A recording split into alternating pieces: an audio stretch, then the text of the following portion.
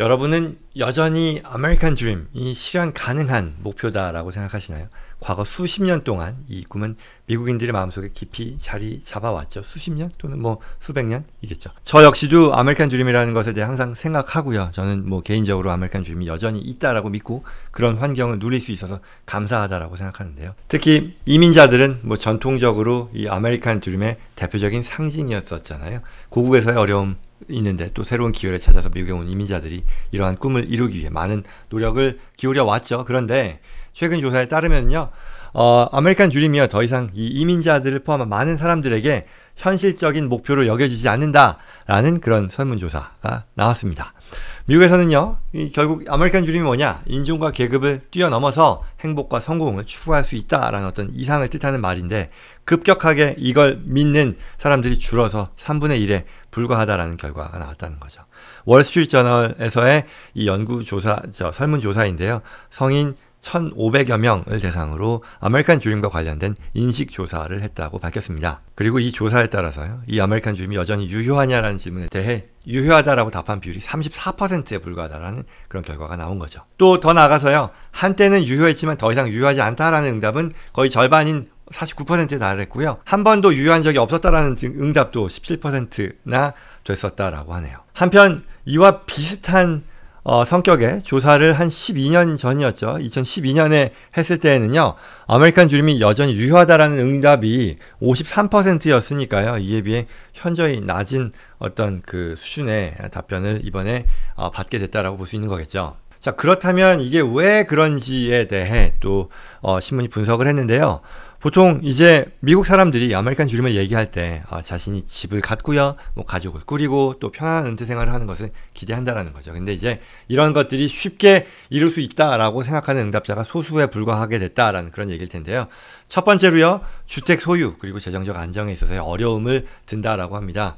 결국 아메리칸 드림의 핵심 요소가 사실 주택 소유잖아요. 근데 이번 조사에서는요, 응답자의 거의 90%가요, 집을 소유하는 것이 필수적이고 중요하다고 생각은 하나 실제로 이 주택 소유가 쉽다 또는 실현 가능하다라고 응답한 사람이 10%에 불과했다라고 하네요.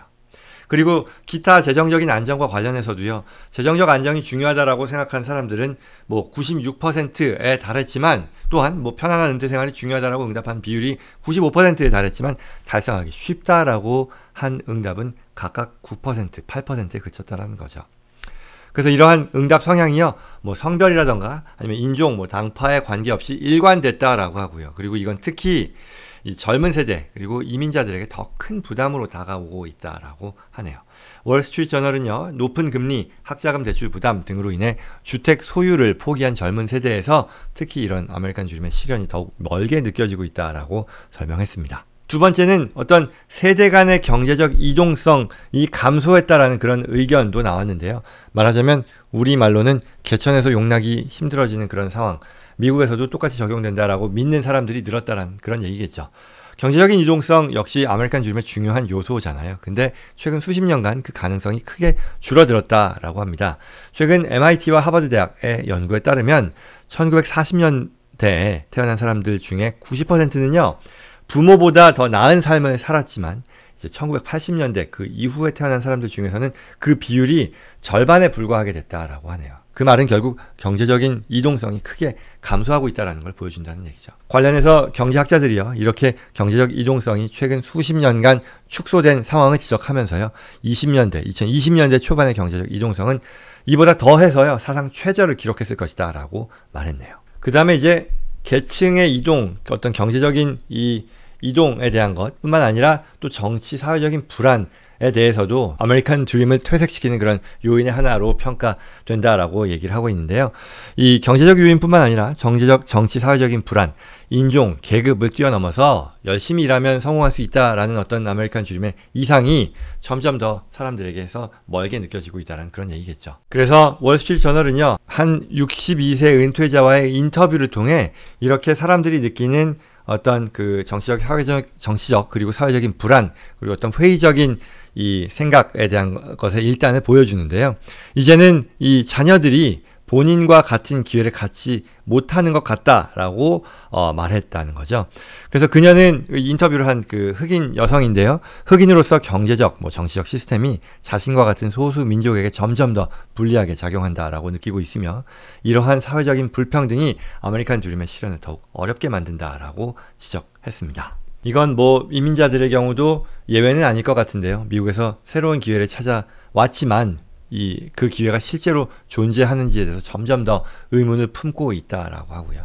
그래서 미국에서 경제적, 정치적인 시스템이 자신들에게 불리하게 작용한다라고 느끼는 이민자들이 과연 앞으로 아메리칸 드림을 계속해서 믿을 수 있을지 모르겠다라는 그런 얘기겠죠. 그래서 결론적으로는 얼마나 이 아메리칸 드림의 현실성이 이제는 떨어졌는지에 대한 어떤 질문으로 이 기사가 마무리되는데요. 특히 우리 같은 이민자들에게 이 질문이 더 중요하게 다가오는 것 같습니다. 이미 여기 와서 살고 있는 그런 사람들 뿐만 아니고요. 앞으로 또 오게 될 그런 이민자들이 어떤 방식으로 아메리칸 드림을 다시 꿈꿀 수 있도록 해줄 수 있을지, 어떤 도움을 줄 수 있을지를 또한 고민해 볼 필요가 있지 않을까, 그런 생각도 해봅니다. 그런 면에서 또한 의미 있는 기사인 것 같습니다.